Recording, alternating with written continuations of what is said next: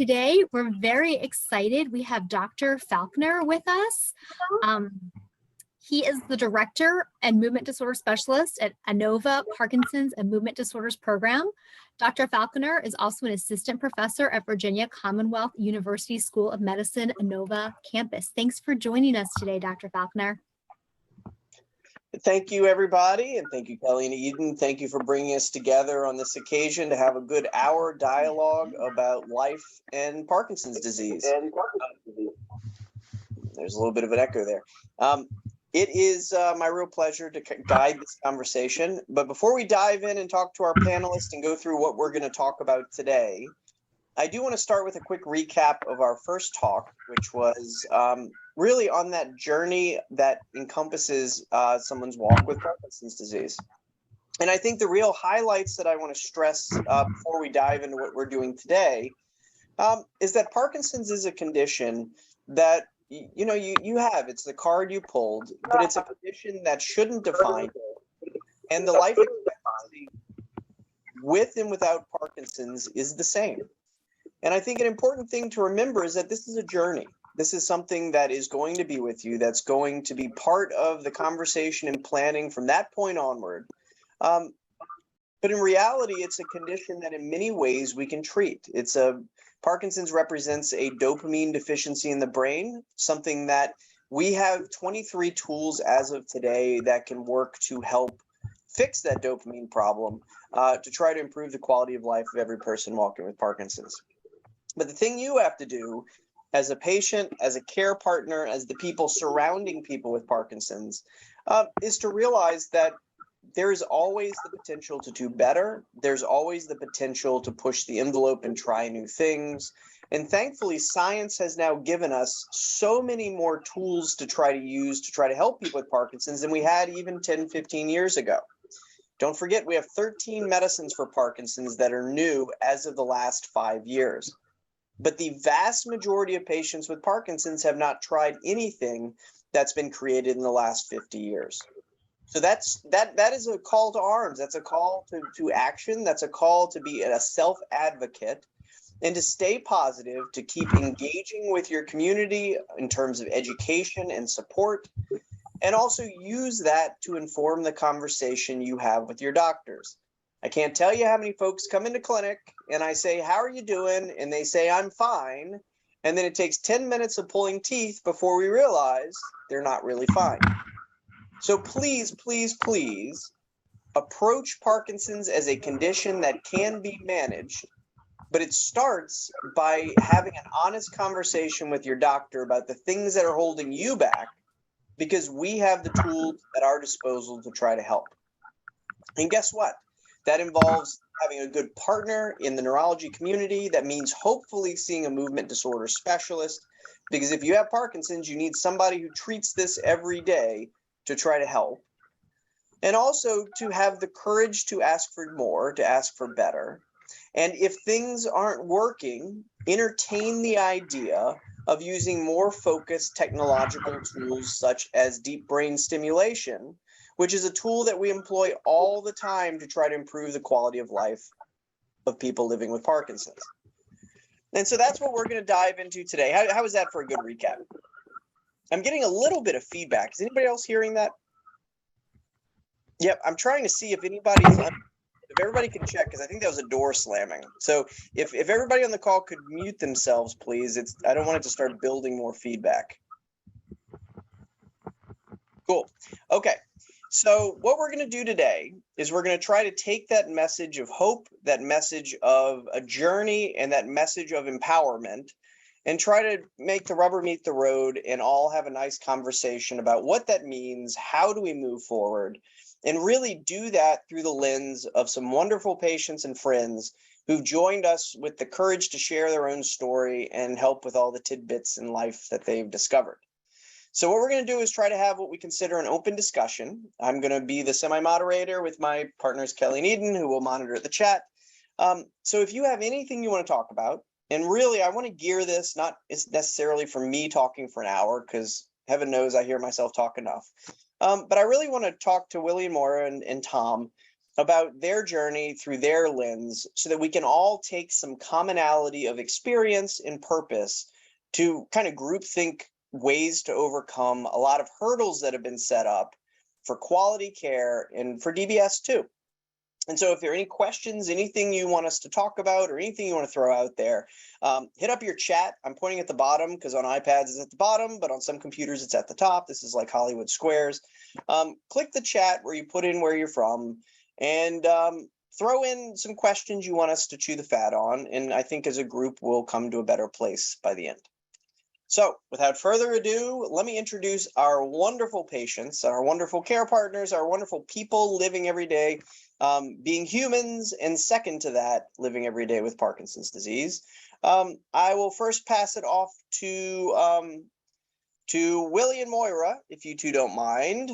Unmute yourselves, introduce yourselves to all of our friends, and maybe start with telling me what your favorite thing to eat is, favorite type of ice cream, if you like ice cream, and also that kind of where this all began for you. You go. Well, I was diagnosed in two separate times.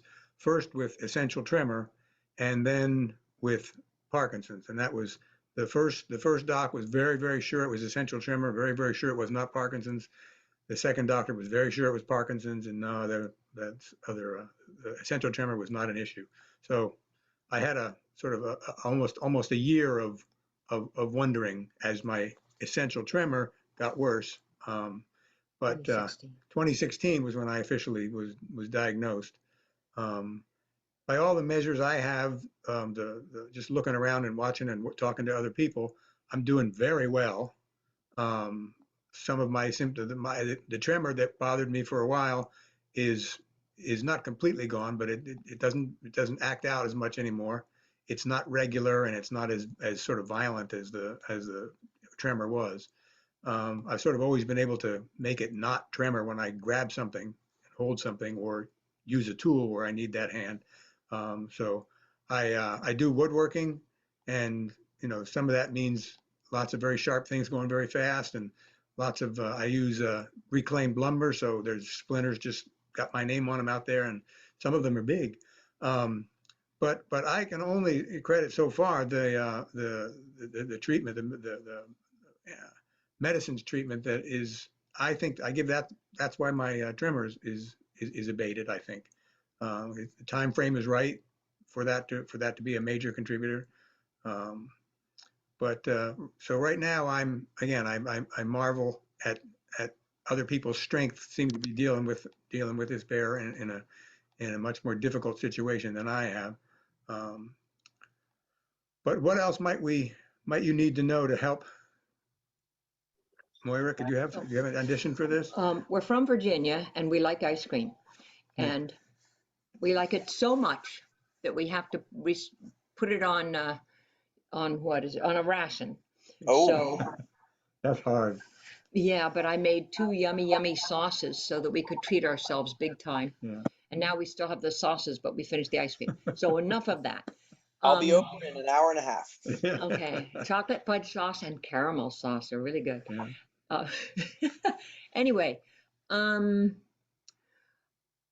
me, I remember when we would visit the neurologist together, and it was about the tremor. And from where I sit, which is with a person who does not have Parkinson's, I feel like the tremor, for Willie anyway, was just in the one arm, was really, it may as well be a tic that someone has, just a gesture. And of course, what concerned me was what is underlying that? How much worse is it going to get? Is it going to go to his whole side of his body? Is he not going to be able to think? And treating the tremor, I understand we are treating the tremor because to treat the tremor is to really treat what's behind it. But I remember even saying to the neurologist, she must have thought I was nuts, but kind of said, I really don't care about the tremor. It's just what's causing it. If he's just going to have a tremor, so what? But definitely managing the symptom is what we can do. Yeah, we haven't changed much of our life, I don't think. except probably we're more cautious because we're trying to prevent all the things you can prevent, like falls, and we're just sometimes, well, we get on each other's nerves because we're overthinking things. I'm like, well, don't do it that way, do it like this. Don't put the towel there, you might do this. Don't do it. And then I just think I'm going to take a walk because there's too many little details, and I'm piling myself up with nonsense. It's not really nonsense, but it's It's human. yeah. Oh, there's the echo. No, it's a normal human response. You can control what you can control, and we always want to control more than we really can, Yeah. and that's reasonable. Yeah. I think quick point to throw out to the group though. You mentioned that struggle with the diagnosis up front. That's extremely common. I mean, I can't tell you how many folks come to us. I mean, we're a huge movement center. We have 5 movement docs. All we do is see Parkinson's 5 days a week and other stuff too. But I mean, I think by last year's count, our center takes care of about 4,000 patients with Parkinson's disease. Wow. I can't Good for tell you you. how many people come misdiagnosed or completely whiffed at a diagnosis. That's where you got to start. And I challenge folks that if someone's told you you have Parkinsonism, which Parkinsonism, remember, is just non-committal. That's the person who maybe wants to see you for a second date, right? If they tell you you have Parkinsonism, all ism means is like. It's Latin for like. So if somebody says you have Parkinsonism, they're saying, well, you sort of look like Parkinson's, but I don't want to commit to it. So maybe I'll call you in 3 days, right? And I hate that. Because you need to know the bear in the room. You need to identify the problem and be confident in that problem so that you can employ all of your energy, your focus, and your therapies to treat it. So remember, world, whoever's listening, we have 2 very good tests as of today that allow us to add objectivity to an otherwise subjective diagnosis. We have DAT scan, which is a type of PET scan that takes a picture of the dopamine system in the brain. And if it's low and abnormal, it gives us an objective marker that you have Parkinson's. And we also have a skin biopsy that we do. It's a little punch biopsy. Isn't it cool? Where we take a biopsy, a little skin like the dermatologist, except it's not a pound of flesh. We take a little skin sample at the base of the neck, the thigh, and the ankle, and we stain it for the protein that's abnormal in Parkinson's disease. Wow. Because if anybody was interested, all the science nerds in the room, your skin is of the same origin embryologically when you were developed as the substantia nigra that produces dopamine in the brain. Isn't that wild? This in is fact, pretty new. I know, it's like a year and a half old. We do them a lot. But the substantia nigra is the place in the brain that makes dopamine. And Parkinson's disease is just a chemical deficiency of dopamine, right? The brain is otherwise structurally intact. You just don't have gas in the tank, and surprise, you can't go. So the substantia nigra is called that because it has little pigments of melanin in it. And when we look at it, it's black. Well, the melanin is the same melanin that colors our skin. Yeah. So the abnormal protein, alpha-synuclein, that is at the foundation of causing the pathology of Parkinson's is also identifiable in the skin for people with Parkinson's. So we do in the clinic, it takes 5 minutes, a little punch biopsy in 3 different sites. And if all 3 are positive for alpha-synuclein, it's got a really good predictive value that you have Parkinson's disease. So if you were to diagnose something really, really early, would medication, well, I guess that's the other question. You'd probably start medications right away. Always treat it. Look, I just had this conversation with a lovely lady about 2 hours ago. You have to treat Parkinson's disease. Okay. Gone are the times of you wait until you're suffering so badly that you think now's the time to treat it. Then we're going to make you better. And you're going to think, man, why didn't I do that earlier? Right? Yeah. We treat it right away because we have 23 tools to make it better. Why wait until it's bad to make it great? Why not treat up front and then your 60s, your 70s are awesome? Like, why are we waiting until things are miserable? It's like being a diabetic and saying, let's wait until my sugar is so bad that my foot falls off, and then we're going to treat it, right? No, same story as knees. Yeah, same thing. Why wait for your knee to plague you every minute? And okay, Wait, Well, Willie and Moira, y'all are awesome. I really want some fudge sauce, but I'd be remiss if I didn't bring Tom into this. Tom thought he could just kind of sit there as a spectator, but I love Tom. He's fantastic. Let's switch to Tom real quick, and then we can keep chatting. So now I really want ice cream. Tom, I want to know what your favorite ice cream is too. Tom, introduce yourself to us. Tell us a little bit about yourself. My name's Tom. I live here in Virginia. I was diagnosed about 6 years ago. Had DBS 2 years ago, and it gave me my life back. Oh, wow. Wow. Tell us more about that. I know we're going to talk about DBS as we're going, but what was that first, before DBS, the first couple of years of your diagnosis? Just give us a little more detail about how did it come about? Where did you bounce around to? What was your journey? I started out with shoulder surgery, and after shoulder surgery, I started developing tremors.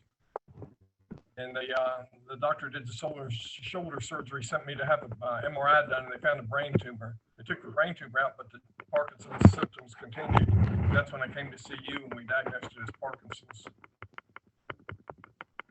Yeah, I remember that discussion, and I think it's something that's probably very applicable to a lot of folks who are on this call, because surprise world, you don't just have Parkinson's in isolation, right? I will routinely tell patients that you are one of those great Venn diagrams, and I've got an 8-year-old in second grade, so he draws Venn diagrams all the time. You know, the bubbles that all overlap. Well, you're in the middle smiling all happy, but all of these different things impact our lives and our functioning. And so it's very common that people have spinal issues or arthritis or stenosis that's affecting their walking. Well, it's not Parkinson's, but they could also have vision issues or GI issues or joint issues in the legs. And everybody says, oh, you kind of look like you have Parkinson's, and either you do or you don't. But they all play into you. And if you have Parkinson's disease, remember, a lot of these things we can pull the lever and try to fix, but some things we can't.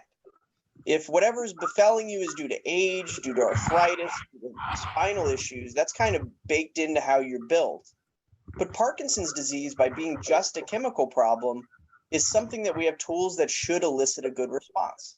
So I remember for Tom, here you had this tumor that they took out, and they were worried the tumor was causing all of your symptoms. And then all of a sudden, you didn't get better, they kept getting worse.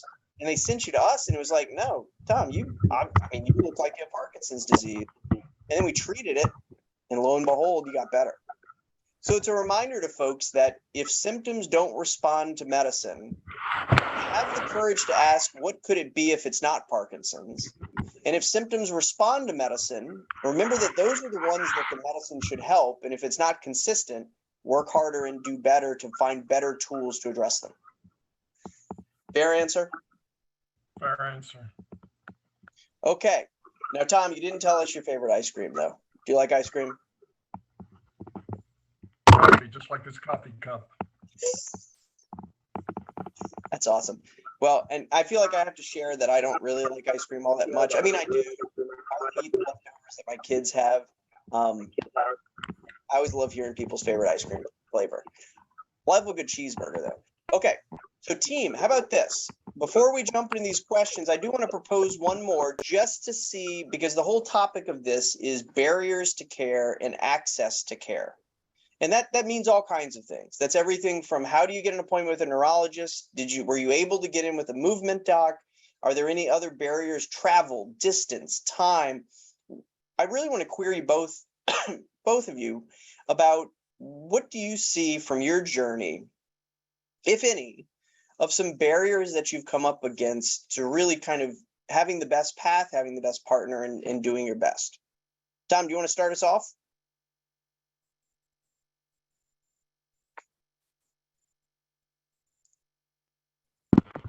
Can you hear me now? We got you. Yeah, it was very convenient when I lived in Northern Virginia to see Dr. Falconer, but now I'm 5 hours away or 4.5 hours away. So everything we do is through Zoom now, which works out great. Yeah, distance and travel is a big one. I feel like if there are 100 some odd people on here, I feel like if we raised hands on who has felt that distance, travel, and time is a huge barrier to care, I feel like a lot of people would raise their hands. Don't forget telehealth, please. I feel like the pandemic is waning. We're all moving back to just how we always did it. but we do telehealth appointments all the time. I know Tom and I have done telehealth as well. It's an incredibly effective way to deliver care that bridges that gap that we see with travel, right? You have to be up to date on your state's telehealth laws because those are always fun.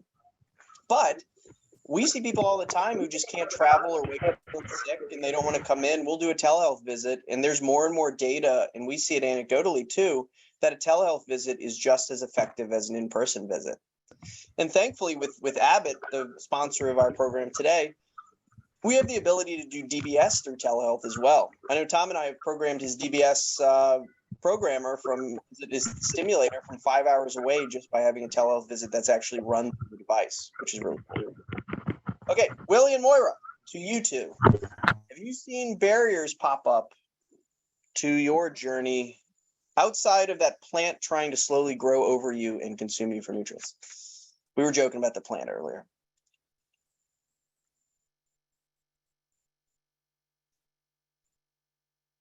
You're on mute. You guys have to come off mute. One barrier is my fingers don't work so much on the little buttons. But I think because we have access, because we have terrific insurance, because we have access to the practice here, barriers to distance hadn't been an issue. Expertise of medical providers hadn't been an issue. I think the doctors at the beginning were doing everything they knew how to do. The first diagnosis, the generalist put me on Rytary right away. Yeah. So I mean, she didn't have I think I probably saw her, I don't know, maybe half a dozen times, I guess. And nothing dramatic changed back then, but over time, it's so maybe Rytary, the cost of Rytary can be an issue. And I know they sometimes always those formulas always leave me about having $1 too much money in order to qualify. I think the barrier, this is a side issue, I guess. It's side effects. And of course, we don't know how much is a side effect of the medication, or, it's too hard to split hairs about it. And the biggest one for Willie is his blood pressure. When it plummets.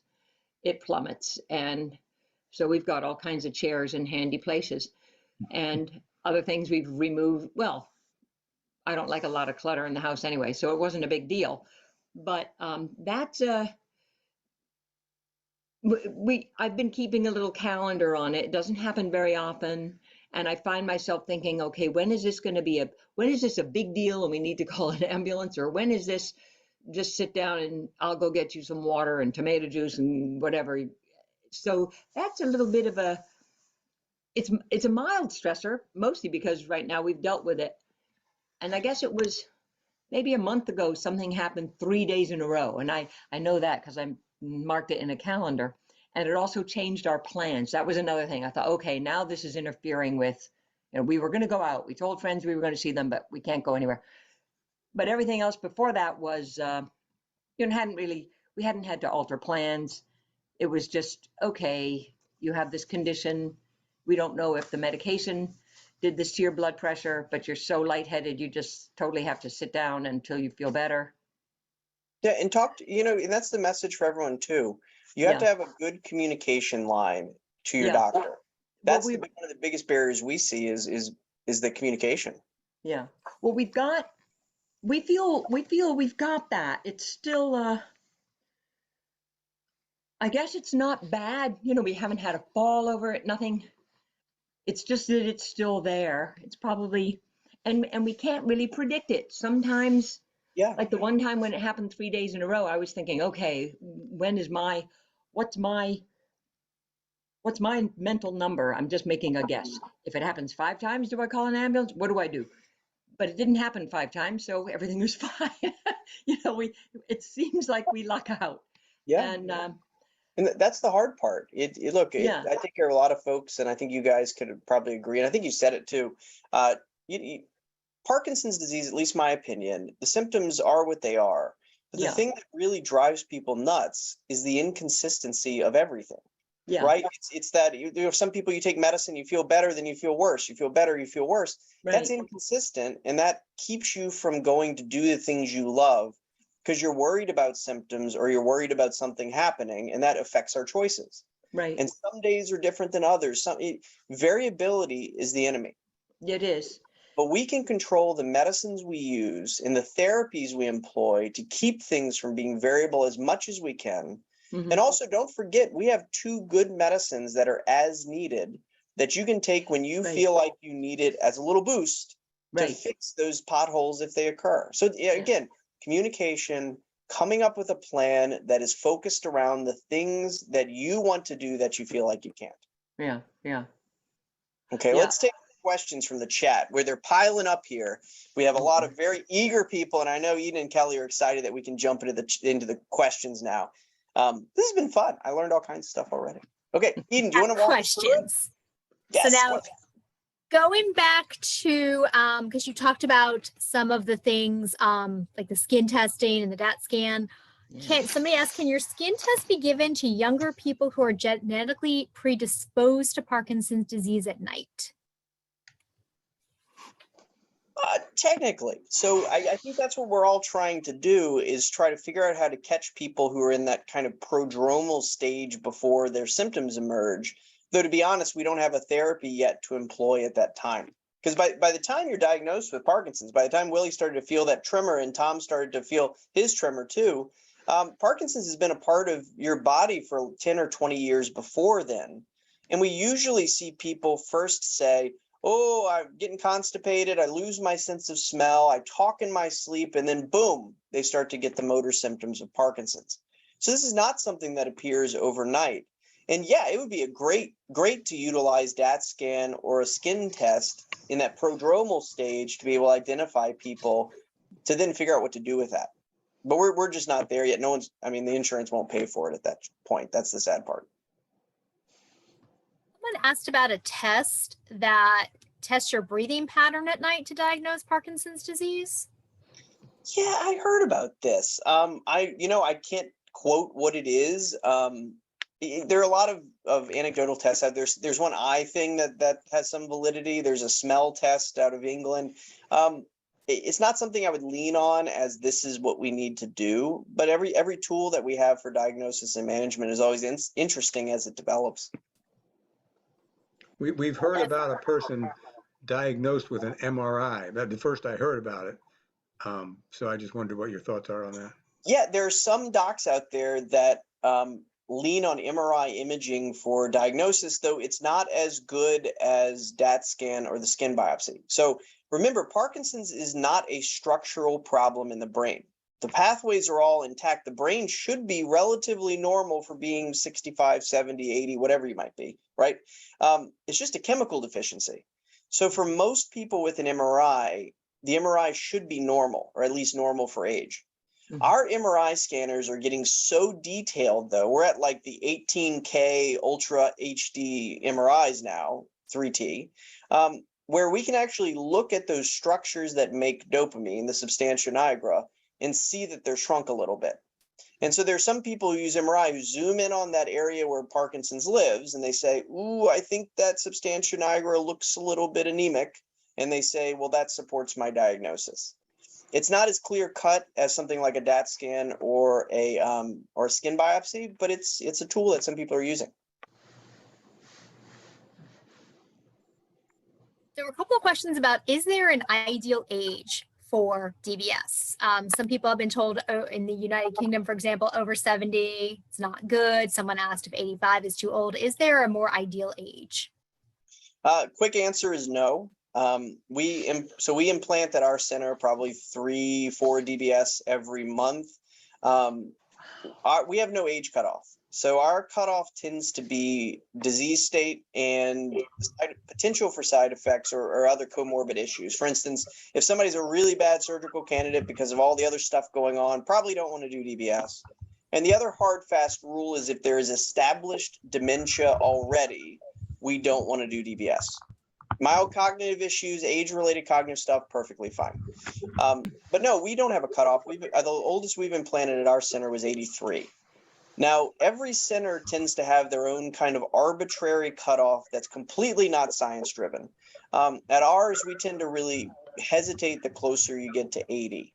But 70s are perfectly fair game. I mean, I know, in fact, probably a good portion of our patients were over 70, and they get fantastic effect because at the end of the day, remember, it's a chemical problem that we're hammering home with medicine that then turns into an electrical problem because your brain's an electrical organ that then turns into symptoms. And if we're hitting a limitation on the way we chemically address Parkinson's with medicine, then going at it from an electrical perspective with DBS tends to make all the difference in the world. And that's not an age thing. This question I really like because it does relate to what we're talking about is, can you discuss the patient's, or I should say probably limited ability sometimes to express themselves as a barrier to having DBS? Yeah, that's reasonable. And to do that, I'm actually going to ask Moira a question. So not to put you on the spot, That's okay. but when you go to your doctor's visits with your husband, and Willie, I think you're amazing. This is no knock to you, but it's just the spouse, especially the wives, are always right. And they know more about us than we know of ourselves. I've been married for 11 years. I know it. But do you feel like you get a lot out of the visits when you go and you communicate with the doctor? I do. I do. I get, well, to tell the truth, I think I get more after I leave because I need time to reflect or process whatever they said. So when it comes to expressing yourself, I can imagine that person who's asking the question really has some very specific things in mind, like maybe somebody has a stammer even, or a, a big stutter, or just can't literally express themselves orally. But I can't think of things immediately.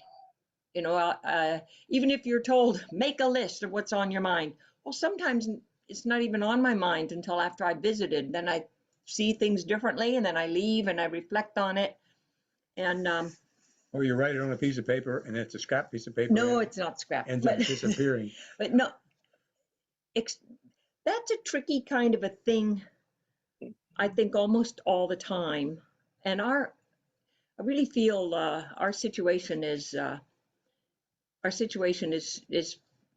mild, I guess, and even we're in a fortunate place right now. I wish I could give better answers for maybe people who are struggling more, but I do get reassurance, and I feel validated when I talk to the doctor about what's on my mind. I feel like they've listened and they've shared, and I think about what they said, and maybe I'm overreacting or underreacting, or I feel fine about it altogether. Bring people with you. That's the message. And I write things down after I go home so I can read it later. And bring your kids, bring the guy who sits next to you at the pub, bring the guy who eats burgers with you on Fridays at the Elks Club meeting, bring your pew mates at church, bring the person who lives every day with you, because they give amazing collateral information that we don't even see about ourselves. And if somebody's having problems communicating, it's the people around you that help. Remember, we're all the voice for the people we love, and being there is immeasurably helpful.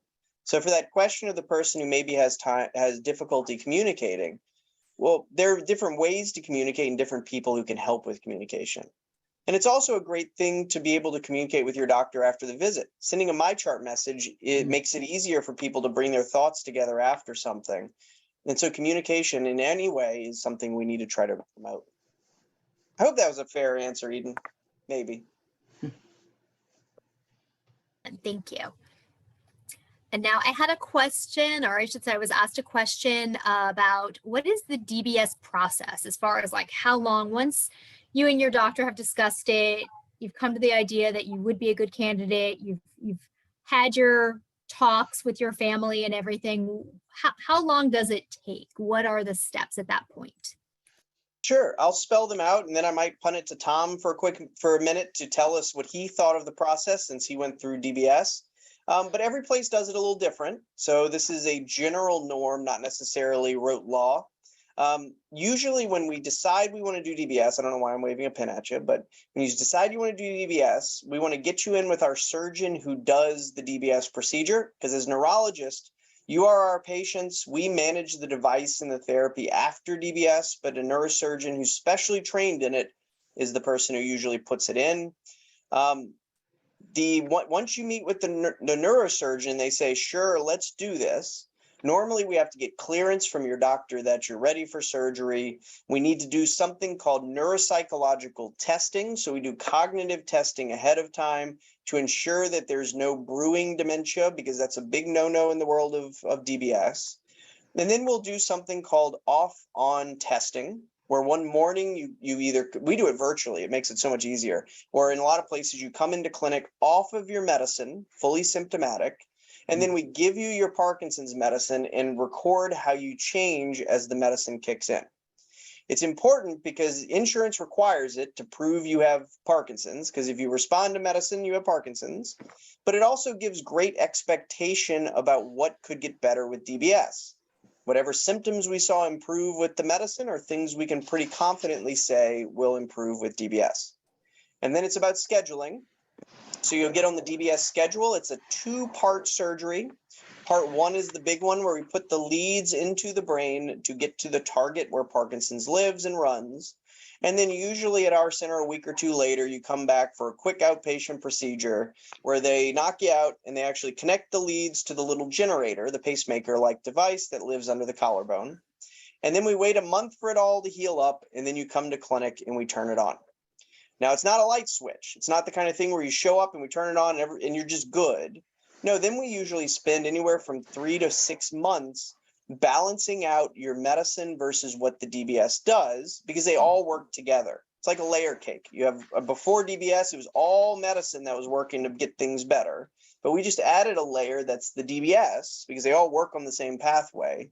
So usually we can lower people's medicine with DBS by 60 or 70%. And it's about balancing out where the DBS works and the medicine, how much you actually need. Because all of a sudden we're leaning on the device to control your symptoms, so we don't need as much of the oral stuff that we're telling you to take. Tom, was that a fair answer? Was that pretty reflective what you went through? I'd agree 100%. It was painless and easy to do, several trips in. And I sound like a salesman for DBS. It worked out so good, but it worked out great for me. By the way, Tom gets no money from DBS to share his opinion with us. No, it really did work great for you, buddy. And the nice part is that that's usually what we see. I mean, our success rates with DBS are fantastic because we're giving consistent control to an otherwise fluctuating problem, and people feel better on the other end. Are some of the non-motor symptoms, does DBS affect some of those? I understood at one point that it wasn't the primary therapy for those kinds of things. That's a great question, Willie. So the answer is yes and no. Good. Think about it this way. If the non-motor symptom is happening because of a side effect of a high dose of medicine you need, then DBS will allow us to lower that medicine and it could get better. If the non-motor symptom is happening because of Parkinson's, most likely it won't help. So I'm thinking of we see this all the time. Like I had a patient recently who needed a whole lot of levodopa to feel better, a whole lot of Rytari, but Rytari was dropping their blood pressure. So the high dose of oral levodopa was making their orthostatic hypotension worse, very similar to what you were describing, Moira. Mm-hmm. We did DBS and dropped his Rytari dose by about 70% because all of a sudden we're supplementing with Rytari, not leaning on it because the DBS is driving things. And his blood pressure issues cleared up because it was being driven by the volume of levodopa we needed, right? Now, caveat, that is not a typical, this is like the asterisk at the end of the TV commercial, right? Okay. Everybody's different. So talk to your doctor. If you have orthostatic blood pressure problems, your blood pressure is dropping all the time, don't go in and do DBS just for that. It's all about having a conversation and an understanding about what's causing what in the goals. Okay. I'm in the process of changing the primary caregiver for my hypertension from a cardiologist to Dr. Irving. Yeah, reasonable. So as movement docs, we are well trained in getting blood pressure up. We're really bad at bringing it down, but we can definitely bring it up. Okay. Good question. Okay, Eden, back to you, friend. Oh, we can't hear you. I said, I understand having children will bring up your blood pressure too, but that's just anecdotal. You can borrow my 2 anytime. It'll send it through the roof.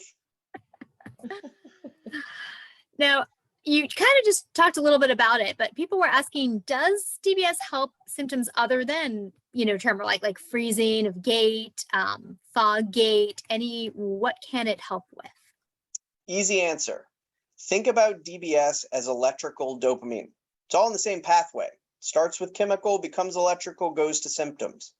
If a symptom gets better or responds to your dopamine, carbidopa, levodopa, your medicine, then there's a reasonable expectation that that symptom will respond to DBS. I mean, we always hear, oh, it doesn't do anything for gait. Well, that's not true. If you take your medicine and your gait is really good, and when you don't take your medicine, it's really bad, the DBS should make your gait really good, right? So simplify it. If the medicine makes something better, that should respond to DBS too. And that's across the board in symptoms. Now, the caveat to that, there's always a caveat, is number one, freezing of gait, the shuffling short steps tends to be resistant to most things. And also, tremor.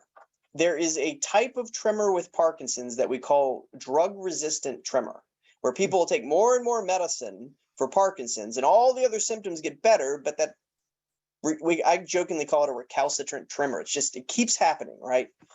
Well, DBS tends to work for refractory tremor as well.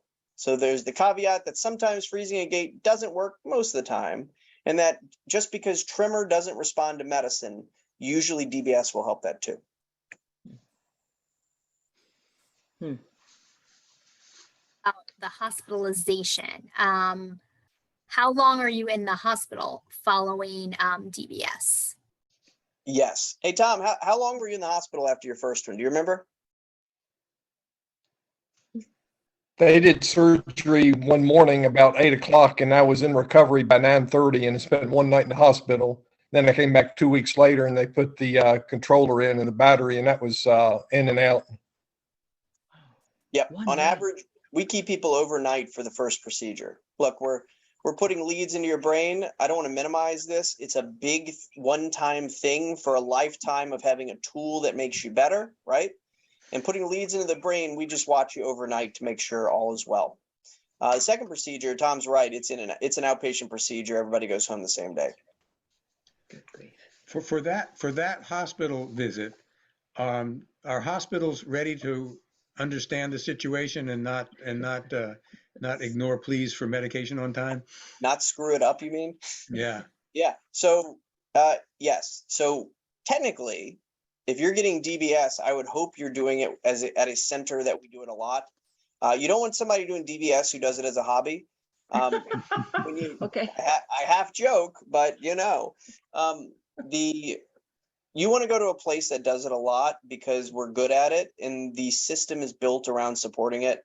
So no, they don't muck up stuff at our centers because we have just ingrained it in everybody to do it right.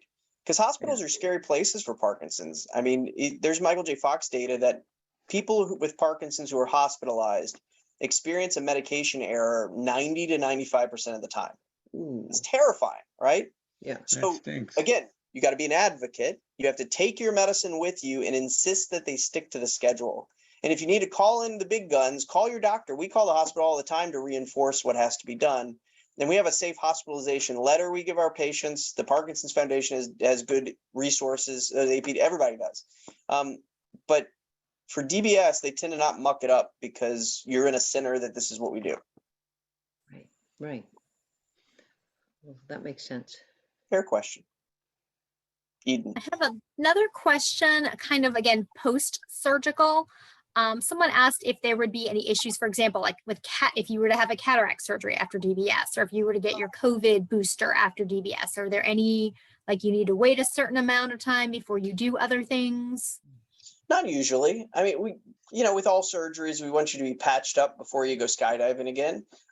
So we tend to tell folks to wait until that first programming before we get you back into PT, before we get you, doing whatever. And the surgeons will also tell you when your surgical sites have healed up and cleared you for stuff.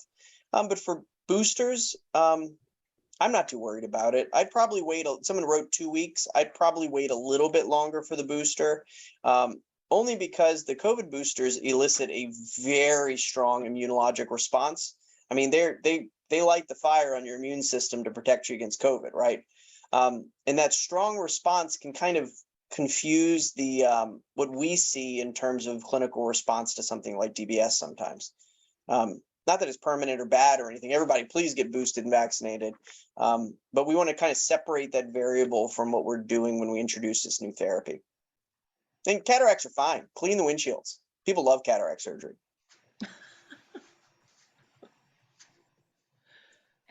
Sure. Someone asked, I heard that closed loop DBS is already being done in Japan. Is this true? Sort of, kind of.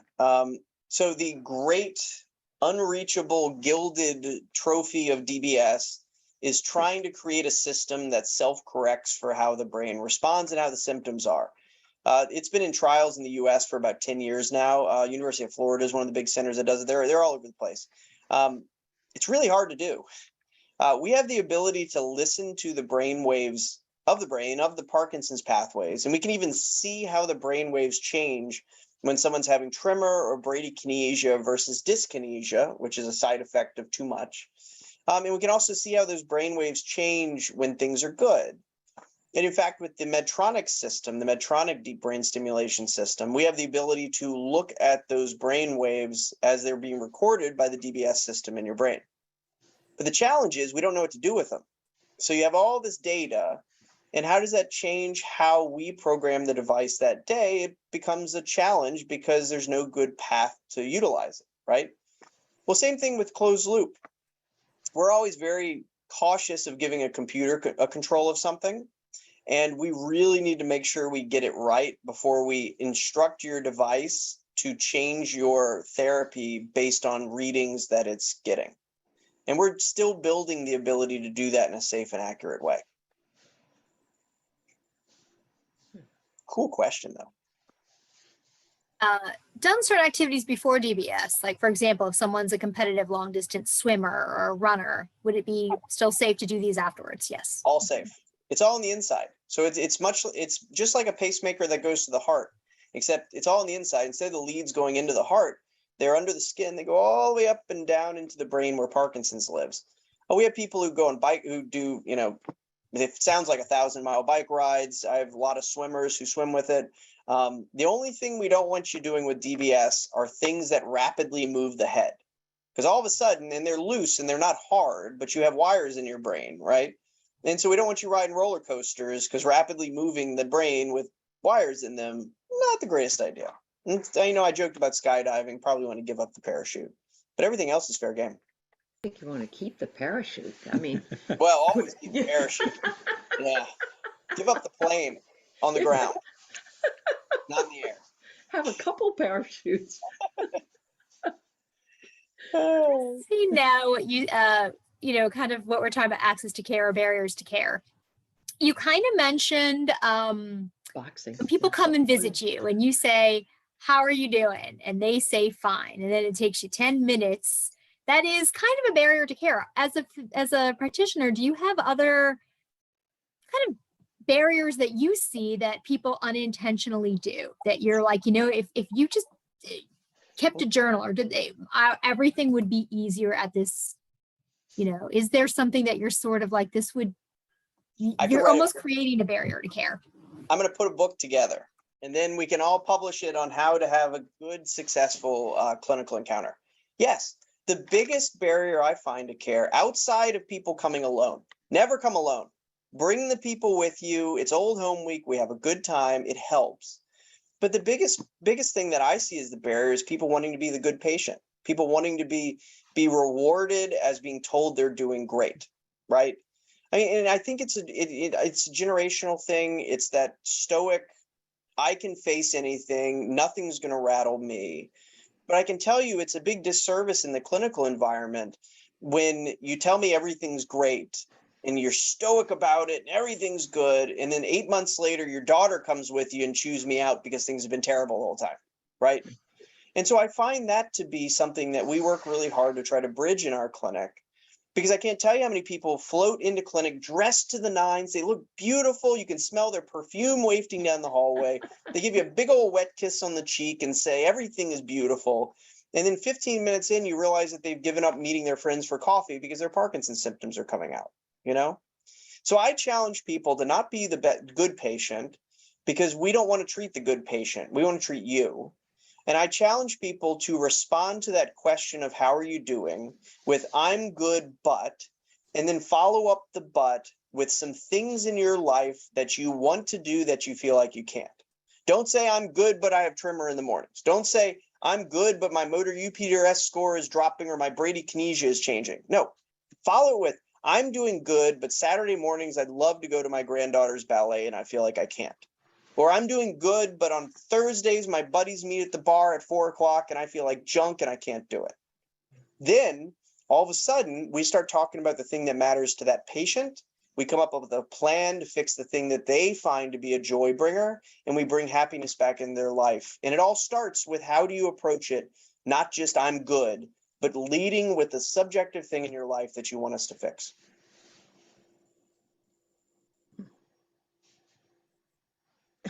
Steady boxing, because that is kind of moving around. Is that okay? Yeah, you got it. Yeah, we don't want you sparring, so we don't want you taking licks to the head. But rock steady boxing with DBS is fine. I mean, you're hitting a heavy bag, you're doing rapid alternating movements. Just tell your coach that you have DBS, and they'll tell you, oh yeah, you can do all this. Just don't put on the headgear and have people punch you in the face. Yeah, it's perfectly fine. One person asked, is dairy bad for Parkinson's? As we're talking about ice cream. Is that something they should avoid? Now I want ice cream. No, you want a cheeseburger. Yeah, I do want a cheeseburger really bad. And my wife and my 8-year-old are going to one of his buddies' house for dinner. So I have this 5-year-old, and man, she loves cheeseburgers too. I think we're gonna have a cheeseburger for dinner tonight. It's gonna be great. No, dairy, everything in life, moderation is fine. Dairy included. There's nothing specific on dairy that would stand out as a don't do it with Parkinson's disease. I mean, if you drink a big old protein-laden milkshake with your carbidopa-levodopa, especially original Cinemet, it probably won't work as well as if you spaced it a little bit. But there is no inherent don't do dairy in Parkinson's. Really, the dietary things we recommend is just moderation and doing all the things your mother told you all along. Don't smoke, live life in moderation, exercise, sleep well, do the things you love, and try to eat a good balanced diet. Sort of like the plant that's behind William Moore, and I think it's grown over the past hour. Yeah, It's after us. yeah, it is after us. It's after you. Be It's careful. only 50 years old or something like that. That's awesome. I've asked this question. I must have missed it. That you mentioned a medication that's an as-needed medication. What are those 2 medications? We used to have 3, and one just came off market, which is really, I keep going in and out of focus. I'm moving. We're really sad that the 3rd one's off market because it worked really well. The 2 that we have right now, one is a medicine called apomorphine. It's an injectable. So it's sort of like the insulin pins where you dial up your dose, and it's a little bitty needle. You push a button and it injects apomorphine under the skin. And within 5 to 10 minutes, it takes you from being off where you're symptomatic to being on where your symptoms are controlled. It's a really quick working option that a lot of patients use when they hit that pothole and they need something to fall back on. And then the second is an inhaler.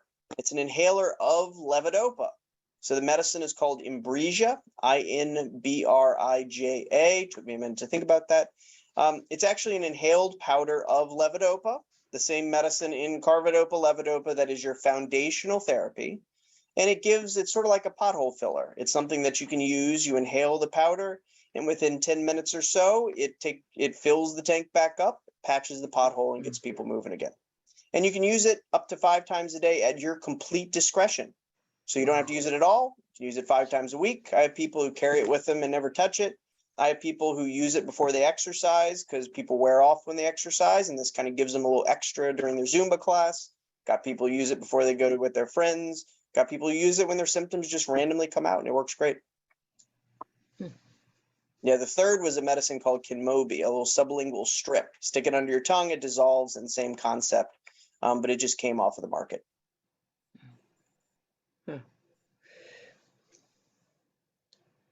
So We had a question. Again, this is for the science nerds that you were talking about earlier. How do you know where to place the leads? And I know that you almost have to do like a brain mapping and like based on what people's symptoms are. Yeah, Tell us a little bit about that.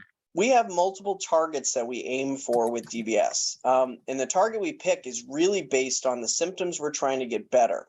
And so the main two we use with Parkinson's is a target called the subthalamic nucleus, STN, and another one called the globus pallidus, the GPI. They both are in the same pathway that runs through Parkinson's disease, but delivering stimulation to each one has a little bit of a different treatment, a little different response. And so we picked the target based really on you. Explain, because someone asked where you were located in McLean, Virginia, but you did talk about telehealth, and this always comes up. Do you do telehealth in other states or just in Virginia? So please, if every 100 person on this call could call their Congress people and say that the telehealth rules are stupid and simply impact patient access, I would be grateful. Because the trick with telehealth is that you can only do it in the state in which you are licensed. Isn't that crazy? And it's not where I am, it's where the patient is. So I could be on vacation in somewhere awesome. I'm just going to pick Spain, even though I've never been to Spain, but that sounds fun. And I could do telehealth visits anywhere as long as the people who I'm communicating with are within the state of Virginia, because I'm licensed in the state of Virginia. Virginia, right. And so Tom is 5 hours that way, and him and I can do telehealth because he's in Virginia.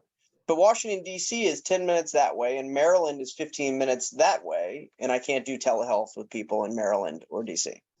So it's where your doctor is licensed to practice medicine and where you are located, which is ridiculous, right? During the first 12 months of the pandemic, they waived licensure boundaries, and we were doing telehealth for people across the U.S. and making people better. And then all of a sudden they pulled the rug out on us and the walls came down. Yeah. And it's been a real struggle for a lot of folks. I would think they could at least make it regional because of, well, my daughter's in Maryland, and they recently had a medical issue, nothing to do with Parkinson's, but they didn't have hospital space. Her husband needed an emergency operation, so they went to Virginia. But I'm just saying, you know, that's Maryland and Virginia, they're close. So, I mean, yeah, I would think that would be where you are physically. That's the stupid part. Right. But if it could be a first step, at least, you know, along borders. It's all a money thing. To get licensed to practice medicine is a multiple $1,000s affair. Right. Right. And each state wants their cut of the pie, and they don't want to create reciprocity agreements because that means waiving gobs of money. Honestly, my opinion. Now I'm going to get like attacked by the regulatory people of the FDA, but I'm just being. Yeah. Well, that's... I don't think we're that popular that that someone's going to be like, wow, look what we heard that this, you know, PMDA, you know, Neurolife Online did this. You never know. Oh, yeah. I see people are saying they have Kinmobi. Talk to your doctor if you're on Kinmobi right now, because you can still get it. It's not coming off market. You'll still be able to get the Kinmobi strip. But the company is not supporting it anymore with case management or marketing or anything else. Okay. Thank you so much, Dr. Falconer. This has been incredible. That was an hour. Yeah. Gosh, there's so many questions. It looks like lots of chats we missed. I know, but I recognize that you have a 5-year-old to take to. I'm hoping like Shake Shack or someplace fun, but I don't know what you have there. So. Smash burger. Mm-hmm. Yum. Mm-hmm. So we have a tradition here at PMD Alliance, our wave of gratitude. We want to say thank you to Dr. Falconer. Thank you to Tom. Thank you to Willie and Moira. It has been wonderful. And we really appreciate you today. Come in and spend time with us. Well, thank you very much. And thank you, Abbott. Thank you for putting all this together. Thank you. Thank you. This was a whole lot of fun. Thank you, everybody. Go out there and be an advocate for better care for yourself. I promise it exists. It starts with you, though. I promise. Cheers, everybody. Cheers. Thank you very much. Cheeseburger. Cheeseburger.